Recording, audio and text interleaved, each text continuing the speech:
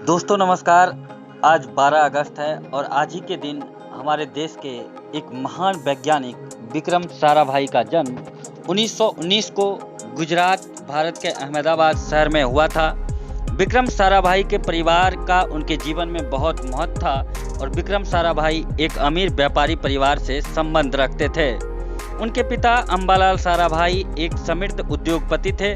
उन्होंने गुजरात में कई मिल्स अपने नाम कर रखी थी। विक्रम साराभाई अंबालाल और सरला देवी की 8वीं संतान थे। वे अपने 8 बच्चों को पढ़ाने के लिए सरला देवी ने मोंटेसरी प्रथाओं के अनुसार एक प्राइवेट स्कूल की स्थापना की, जिसे मारिया मोंटेसरी ने प्रतिपादित किया था। उनकी इन स्कूल के बाद में काफ़ी ख्याति भी प्राप्त हुई थी। साराभाई का परिवार भारतीय स्वतंत्रता अभियान में शामिल होने के कारण बहुत से स्वतंत्रता सेनानी जैसे महात्मा गांधी, रविंद्रनाथ टैगोर, मोतीलाल नेहरू, जवाहरलाल नेहरू उनके घर अक्सर आते जाते रहते थे। इन सभी सेनानियों का उस युवा विक्रम साराभाई के जीवन पर काफ़ी प्रभाव पड़ा और उन्होंने साराभाई के व्यक्तिगत जीवन के विकास में काफ़ी सहायता भी की। इंटरमीडिएट विज्ञान परीक्षा उत्तीर्ण करने के बाद विक्रम साराभाई ने अहमदाबाद के गुजरात महाविद्यालय से अपना ग्रेजुएशन पूरा किया। इसके बाद वे इंग्लैंड चले गए। वहां कैम्ब्रिज यूनिवर्सिटी से सेंट जॉन महाविद्यालय कैम्ब्रिज से शिक्षा ग्रहण की। साराभाई को 1940 में प्राकृतिक विज्ञान में उनके योगदान के लिए ट्रिपोस भी दिया गया। बाद में दूसरे विश्व युद्ध की वृद्धि के कारण साराभाई भारत वापस आ गए और भारतीय विज्ञान संस्थान बेंगलोर में शामिल हो गए और सीवी रमन के मार्गदर्शन में अंतरिक्ष किरणों पर खोज करना शुरू किया। युद्ध समाप्त होने के उपरांत वे पुनः कैम्ब्रिज यूनिवर्सिटी लौट गए और अंतरिक्ष किरणों पर उनके 33 उष्णकटिबंधीय अक्षांश और की खोज के कारण उन्हें 1947 में पीएचडी की उपाधि दे दी गई। सितंबर 1942 को विक्रम साराभाई का विवाह प्रसिद्ध क्लासिकल डांसर मृणालिनी साराभाई से हुआ। उनका वैवाहिक समारोह चेन्नई में आयोजित किया गया था, जिसमें विक्रम के परिवार से कोई उपस्थित नहीं था क्योंकि उस समय महात्मा गांधी का भारत छोड़ो आंदोलन चरम पर था, जिसमें विक्रम का परिवार भी शामिल था। विक्रम और मृणालिनी के 2 बच्चे हुए, कार्तिकेय साराभाई और मल्लिका साराभाई। मल्लिका साराभाई अपने आप में ही एक प्रसिद्ध डांसर है, जिन्हें पाल्मे डी ओरे पुरस्कार से सम्मानित किया गया है। इंग्लैंड जाने के बाद सन 1947 में विक्रम साराभाई फिर स्वतंत्र भारत लौट आए और अपने देश की जरूरत को देखने लगे। उन्होंने अपने परिवार द्वारा स्थापित समाज सेवी संस्थाओं को भी चलाना शुरू किया। अहमदाबाद के ही नज़दीक अपनी एक अनुसंधान संस्थान का निर्माण किया। 11 नवंबर 1947 को उन्होंने भौतिक अनुसंधान प्रयोगशाला की स्थापना की। उस समय वे केवल 28 साल के थे। वे अपनी अनुसंधान प्रयोगशाला के कर्ता धर्ता थे। डॉक्टर विक्रम साराभाई की मृत्यु 30 दिसंबर 1971 को केरला के तिरुवनंतपुरम के कोवलम में हुआ। वे थुम्बा रेलवे स्टेशन पर आयोजित कार्यक्रम में उपस्थित होने के लिए तिरुवनंतपुरम गए थे।